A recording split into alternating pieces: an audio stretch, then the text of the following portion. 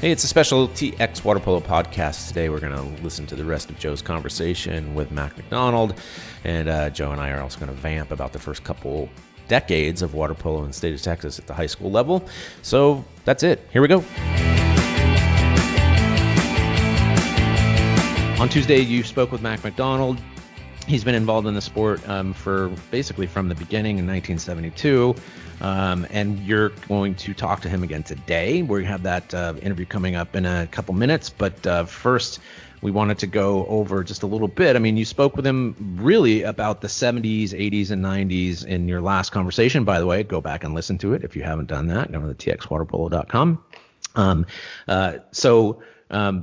Beginning next week, we're going to start a few things. So on Tuesday, Joe and I will go over the best teams from each decade, and we're going to select our favorites. It's not really scientific. It's a subjective thing, right, Joe? Sure. Yes. And I mean, it's not going to be like the best team from this decade. It might be like the two or three best teams and stuff like that. So I know, but I like to pick the top, and you like to spread the wealth. But we'll figure that out. So, and then on that same day, we're going to go live with the best of Texas brackets, and that's just. If you're familiar with voting in Final Four, it's going to be similar to that. So we will seed, quote unquote, the top 16 boys teams, the top 16 girls team, and then you will have a chance to vote on each one of them on a weekly basis. That'll take 4 weeks, right? So at the end of that, we will have crowned the best team in the history of Texas high school water polo. And then following that, and it might actually be that last day, Joe and I are going to discuss the best programs from each decade. And so that doesn't necessarily mean there's a single team that won, a state championship. It's about the programs.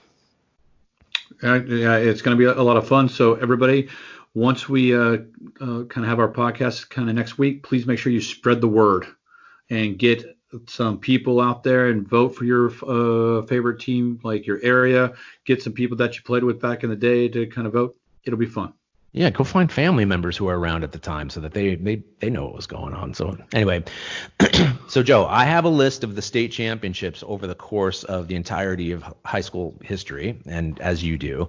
And the first thing that I talk about a lot of times when I speak to those outside the state is that Texas is unique in that it started both boys and girls high school water polo in 1972. Now, that's 2 decades before California started girls water polo. Yeah, that's right. So Dennis Fosdick, and we mentioned this in the Mac talk on Tuesday, but he kind of started a state high school championship. Whenever he was the head coach at Texas A&M men's swimming and water polo. Mm-hmm. A&M Consolidated won the first boys championship in 1972, and then there was, and then there was Lamarck, and I think St. Mark's won back then. I think Clear Lake kind of in 1978 won, and then it just started the decade of dominance on the boys' side from the San Antonio teams. Alamo Heights won in 1979, and from then until 1985, it was just constant San Antonio teams kind of not only in the championship, but also the championship game, so first and second place. Tom Clark High School, in the mid-'80s, they had a run of 4 straight state championships, and they went 101-1 during that time. They did. Wow, that's incredible. They did, and that was multiple coaches too. So Mark Ellie won the first couple, and then Kurt Swanson won the last 2. And for those that kind of listened, the other day, I did graduate from Clark High School, but I was a little younger. My brother played on a couple of those teams though. Nice. And then Rod Sterling won in '86. That stopped the little decade of dominance, and then John Marshall from San Antonio won again, and then in 1988 it just started a couple decade dominance for the Houston teams. Well, go ahead. And that was North Shore at the end of the 80s, and then Sterling won a couple, and Humble won a couple. Clear Lake dominated in the mid 90s. And that's just a quick little review of the pre-2000 boys side. Well, Any questions there, James? Super quick, right? So obviously there's these sort of big themes, these big changes in history, and so it shifted from San Antonio quite obviously to Houston. Was that personality driven? It had to be, right? I mean, I was actually around in San Antonio whenever that happened. I was not very kind of happy with it. So back in the day in San Antonio, we used to play full fall season from the middle of August till the end of October, early November. For the fall high school season. And then in the spring, we also played about a month. Yeah, you got 6 weeks for the high school. And there was also an age group program. And this was in the North Side School District. Mm-hmm. And so there was a lot of water polo being played over there. Now, whenever I was in about 1985, 86, they did away with the age group program in San Antonio. And then the next year, they did away with the spring water polo program. So what happened there was, as San Antonio started doing less, a lot of the Houston teams started doing a lot more. Including age group. Including age group, and they started playing a lot more during the summers, and there was a summer league, and then they'd take their teams out to California or the East Coast. So at the same time that the San Antonio team started doing a whole lot less, the Houston team started doing a lot more, and the San Antonio teams kind of hung on there for a couple years, but that just was the dominant. They dominated the sport for 2 decades. Kind of from the Houston area. So. Okay. The girls' side, it's a little less clear. I mean, obviously the Houston teams dominated for quite some time. But there was a stage as well in the 80s when San Antonio teams were dominant. And well, actually the entire 80s. And then bang, same thing, just shifted directly to Houston. Yeah. So Clear Creek, actually from Houston, they won the first 3 girls' state championships. I think they started the first real true state championship in 1977 for the girls.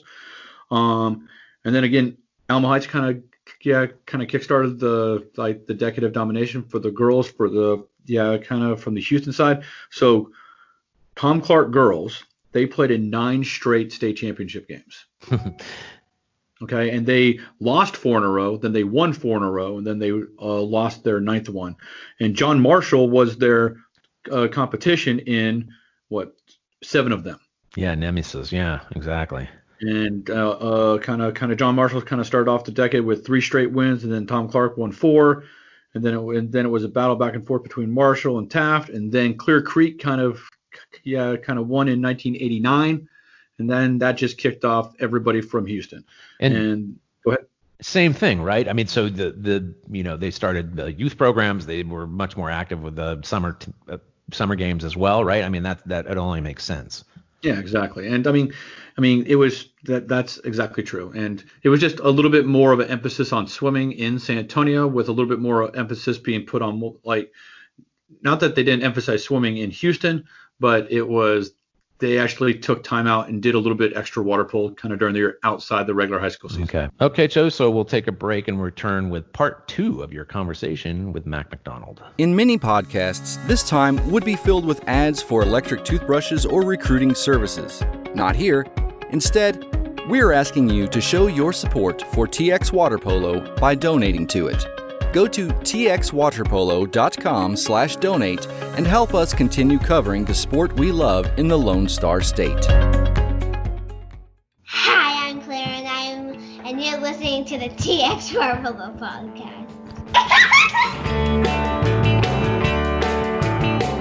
All right, and now we're back again with Mac MacDonald, who is currently the head coach at Lamar High School. So last time we went over the 70s, the 80s, and the 90s, and this time we're going to go over the 2000s and 2010s. Mac, how you doing? Just tell me. I wasn't around back in the early 2000s. I think that you won state championship in 2001 with Sterling for both boys and girls. So kind of tell me how it was. We had a great year in 2001. Both the girls and the boys won. That gets done a few times. Cy Creek's done it. Clear Lake's done it. Oh, yeah. It's been more and more difficult to do it as of late. It looked like Denton Geyer was going to do it one time, and they got tripped up. Last year, it looked like Foster was going to do it. But when you win both the girls and the boys in the same year, that's a special year. So that was a strong team. I've said before, if you're going to pick the best team that you've ever seen, I don't think any coach is going to pick his own team, because if a team is that good, the coach knows where they're beatable. Nobody knows your weaknesses better than the coach of that team knows them. So I would disqualify anybody that said their own team was the best that they ever saw, because nobody saw those teams' flaws better than their own coach. But I was really, really proud of those teams. They were very, very different. The girls were a 2-meter set. Shelby Slay was our 2-meter set, and she dominated the game. The boys were a very, very balanced team. Shelby was named the MVP that year. And on the boys' side, Dustin Fleming was named the MVP. And Dustin didn't start. The boys' team was so well balanced and had more than 7 players that were capable of starting for just about anybody, that Dustin came off the bench, and he didn't like it. He wasn't happy about it at all. But he was the best player on the team. He could fill in any spot, and the kids that were out there to begin with knew that the first one of them that made an egregious mistake, Dustin was going to come in and take over for them, and they probably weren't getting back into the game. So it had 2 very different approaches, where the boys were a fast break team, played the game really, really well, and the girls were get the ball to Shelby and get back on defense. And what I came to realize, that, and also with an earlier team that I had at Sterling, where we had a really strong 2-meter set, and a really good 2-meter girl can dominate the game in such a way that the rules didn't allow you to scheme a defense against a dominant 2-meter player, but you could throw a number of players at them, and you could double and, if necessary, triple team them. And that's what people would do, both to Megan and then again to Shelby. They would just crash on them. But Shelby was good enough that she could beat that every now and then. There were low-scoring games, and when a team has to commit that many players to double and triple teaming at 2 meters, it takes them out of counterattack. So knowing how vulnerable we would have been to a counterattack, we simply didn't let it become a swimming meet. We pushed everybody down there on top of Shelby, and it gave us plenty of room to get back and take away the other team's offense. Yeah, it's amazing how the game's changed over the course of the years. It's not only changed, but it also stays the same, because it's still the same way nowadays. If you have the one big strong player, so we have to take them away, and then and then the goal is to kind of attack the weaknesses and kind of focus on the strengths and such. So, but on the girls' side, some other good strong girls teams. I see that kind of Humble won a couple times with Chuck Blackman, and I think his 2006 team, where that was the last year that Humble High School played. Right. They won with 8 girls, 8 total girls. Those girls were Iron Men. They won, and the next year, Humble lost all of their players to Atascocita. They brought in a new school in the Humble School District. Atascocita made it back to the state tournament the next year and came in 3rd. But that year before, their last year to represent Humble, they put together one of the great seasons with just 8 players. And then a team that almost beat them that year was Sterling, and starting in 2007, Sterling won 7 of 8 state championships. So yeah, that was like a little run of dominance there. I think you mentioned Scott Slay, and then TJ Markowitz, and then Allie Hill. They all contributed there. And then on the boys' side, it was. I think Sterling had again in 2007. I think Sterling won both boys and girls. And that was one of the best boys teams. I think you mentioned like the St. Agnes team. That was probably one of the best boys teams there. Was with with Zane Bilal and Matt Choppa and Stevie Ray. Yeah, Stevie Ray's older brother taught him the game, and Justin went on to play with you up there at the Coast Guard Academy. Merchant Marine Academy. It was the Merchant Marine Academy. I'm sorry. That's all good.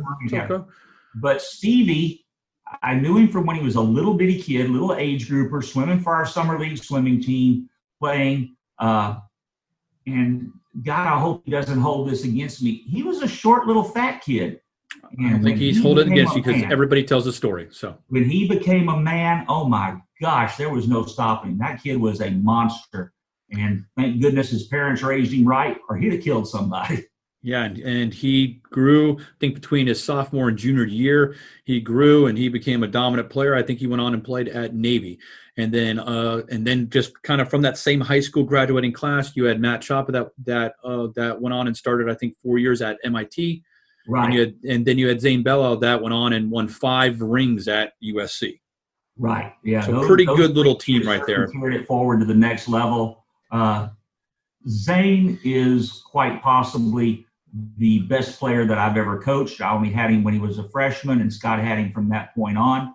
But he was tremendous. But the balance between those three made that team as strong as what it was. Yeah, and I think Zane's one of the best kids that I've ever had an opportunity to work with as well.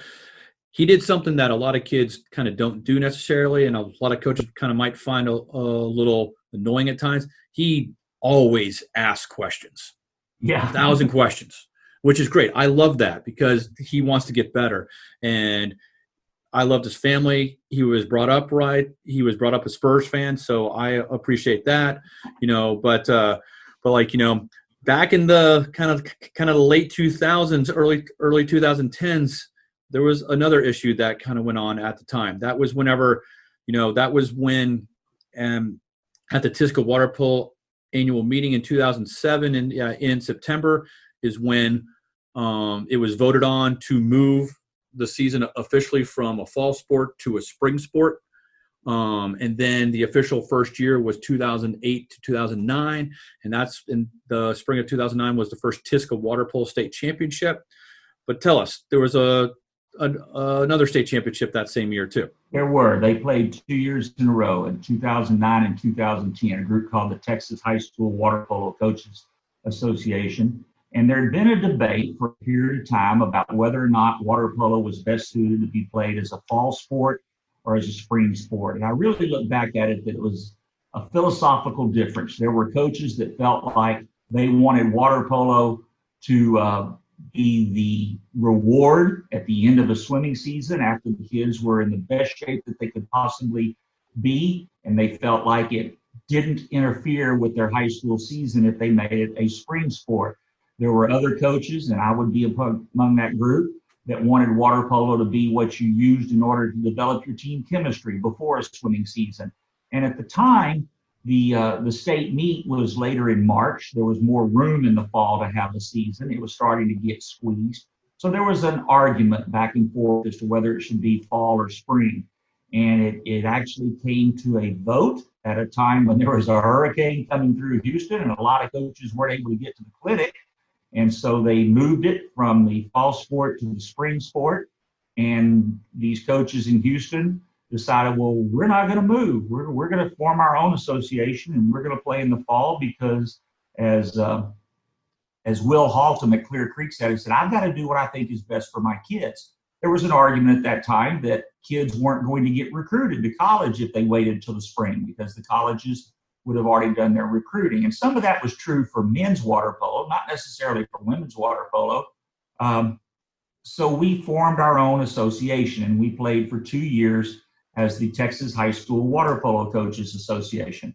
And I really feel like at that time, we had what had been the best teams leading up to that, and what proved to be some of the best teams when we came back together. So I think we had the best teams playing, but they were all in Houston. There may have been one team coming out of San Antonio to play, but we had to look at each other at some point and recognize, okay, we're only playing within our own city. If we really want this thing to be legitimate, we've got to join up back with TXW and go back in with this spring season and make it work. So that's what we did. Now, that said, the argument about whether or not it was spring or fall didn't subside. We continued to debate it, but it didn't really come up again. In 1998, Tom Landgraf just almost got this sport adopted by the UIL. We had it voted upon by the Legislative Council. We were very, very close to getting accepted, and something went wrong at the last minute, and it didn't happen. But in 2013, one of the UIL athletic directors, Tracy Neely, approached Ann Woolweaver at Clear Creek and said, why haven't you ever tried to get the sport adopted by the UIL? And Ann told her, well, we did, but you rejected us. And Tracy goes, well, that was before I was there. I think the time is right now. You ought to try it again. So in 2013, we started again with an effort to do that. Ann was instrumental in getting it started. when she was replaced by Chris Cullen as the TXWaterpolo chairman. Then Chris undertook it, and Chris did it for the majority of the time. And then just this last year, Scott Slade took over, and we finally got adopted by the UIL. This is probably the most significant thing that is going to have happened in this sport that we've all given our lives to.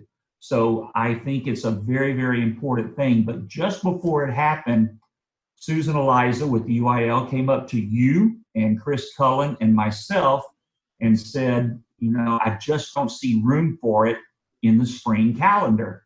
And I said, well, we could play it in the fall. And I thought Chris was going to kill me with the glance, but Eliza said you could. And I go, yeah, we've done it before. And I think people thought that I was trying to dredge up the argument from 2009, 2010. I just wanted in. I didn't care where we played. I just wanted in. And I said, we can do it. We've done it before. So that kind of changed the direction right there at the end. We gave them the option of we presented with a spring schedule and a fall schedule, and the UIL decided to go with the fall schedule. So I don't know if without the conflict that we had in 2009, 2010, without, Joe Linehan and Mac MacDonald agreeing that, hey, in the best interest of this sport, we might need to drop our own argument and do what's best for the game. I'm not sure if we hadn't been through all of that, if we would have achieved what we did this past fall. So all in all, I think it was well worth it, and I'm very excited to see what happens when we go forward. Yeah, and I think Mac just kind of alluded to it. Mac and I were on opposite sides of this debate back in the day. Yeah, we were. And I believe that I was pro moving it to the spring back in the late 2000s, and the primary reason was just to have a season that didn't conflict with high school swimming. Because as Mac kind of talked about, back in the early 90s and late 2000 or the late 80s, the high school swim championship, it was in March. That got bumped up to February, and that moved everything else up. So there was a ton of teams that were swimming and in having swim meets in October and September. Kind of when it used to be, nobody had a swim meet in September and October. So at the time, it was in the mid to late 2000s. It was a little bit stagnant. A lot of teams kind of wanted to play, but they weren't going to play in the fall. So I just think that it was just an opportunity for growth, and I think that was probably moving it to the spring allowed a lot of teams to add and play. Undoubtedly, we had more growth at that time than we've ever experienced before. And again, without that growth, without that number of teams played, we would not have been accepted by the UIL. So, I don't believe Chris or myself or Scott or Brad Trudell back in the day. I think we all agree that having a fall season was good and the benefits of a fall season. And as a club coach, I prefer a fall season. Because then it can be a longer kind of a spring summer season for club and going to JOs at the end of summer.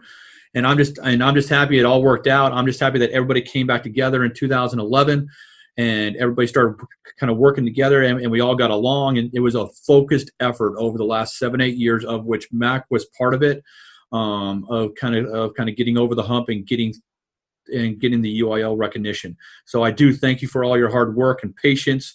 And, we might have taken the scenic route, but we got there. But then in the 2010s, basically, again, the Houston teams kind of started off kind of dominating. On the girls' side, it was Sterling still kind of winning state championship after state championship. Kind of Clear Creek won one there in 2012. And Cy Creek won a couple in kind of later in the decade. But then we had a couple kind of the teams from North Texas with South Lake Carroll and Denton Geyer winning. And then it kind of became you don't know who's going to win now. And then on the boys' side, again, Sterling kind of started off the decade kind of winning on the boys' side, and then followed by Tomball. And then Straight Jesuit, there was a great team with Jared Castillo and Clear Creek there in 2013. And then it started St. Mark's. They kind of won the kind of 5 of the next 6 state championships. And then kind of, I think Flower Mound kind of beat them in 2018. but it's been very competitive. I think the fans in the stands have been great. The last 10 years, the state championships have been some of the best. Yeah, it's been a remarkable cycle going on between which teams are going, or which area was going to dominate. And I think that will continue to be the case. It'll be interesting once it goes UIL, because there'll be no more 8, 10, 12, 16 team tournaments. It's going to be a 4-team tournament, and the drama is going to be at the regional level as to which schools get out and get to that 4-team tournament. It's going to make for some very, very important regional tournaments, and that's going to be the big difference in going UIL. Yeah, I think the big challenge is going to be we have a ton of teams down in Houston, and we have a ton of teams in North Texas. It's getting all those teams that are kind of out there like that, haven't historically had water polo, that are going to be playing water polo in the Midland and Odessa and El Paso and McAllen and Corpus. It's not just kind of getting the coaches kind of up to speed. It's getting them to tournaments. It's kind of organizing the district events and games, but also getting the referees out there too. So right, but it'll be Houston versus Dallas for a while. Oh yeah, but I think those other teams are going to come up. It's called water polo, and water seeks its own level. Well, kids do that as well. And if those teams are getting out of the West Regional or the South Regional, or however they determine those other areas, then when they get to that tournament and they play those teams coming out of the East and the North, they're going to raise their level of play as well. Same thing that we observed when they split swimming, 6A and 5A, or 5A and 4A, and the lower classification brought their level of competition up. I think the same thing will happen with water polo. Yeah, it's going to be a lot of fun. And Mac, again, I thank you so much for taking the time to kind of go over like the different decades here. Mac and I are going to talk offline about kind of some of the better teams, and we're going to allow a lot of people out there and the listeners to vote on kind of the best teams of each decade, and maybe talk about the best programs, the most dominant programs. Mac, thanks so much. I appreciate it. You're very welcome. Joe, we're finished with our little podcast today, but is there anything else we need to cover before we get out of here? Yeah, just be sure to check out the TXWaterpolo education links. You and I kind of reorganized them a little bit this week. We're also going to put on our Texas Coaches to Coaches videos there. We started those earlier today, so every Thursday at 12:30 p.m. We're going to have a Zoom meeting with some different coaches from around the state. We're going to just talk about a single water polo subject. It's going to be short and sweet, so it's going to be good for the beginners. It's going to be good for those that just want to talk about water polo. It's going to be a lot of fun. Yeah, good. And obviously there's a bunch more updated on Total Water Polo and TX Water Polo. There's so much content out there while we're all sitting at home. So go ahead and check that out while you have the chance. We've done some video analysis as well for my club. So, I mean, things like that. It's like we're really branching out. But that's all for today. Thank you to Mac MacDonald again for taking time to talk with us. And thank you, Joe. Hey, thanks, James. I appreciate it. I'll talk to you next week. Talk to you next week, and thanks to everyone out there for listening again, telling a friend about the TX Waterpolo Podcast. And you can find us on txwaterpolo.com and listen to us there, or find us on social media, leave comments, give to the cause, and we will also be posting all this stuff on the brackets on there next week. So until next week, so long from Austin. Counting the time, thinking of mine, anything to get out again.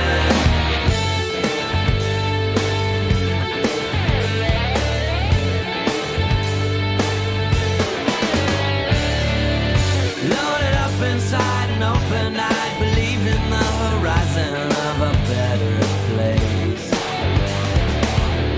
Busy hanging out my thoughts to dry, 'cause I've been in the rain of my unconscious ways, trying to turn the world into a place. This has been a production of TWP Sports LLC. Sit still. Oh.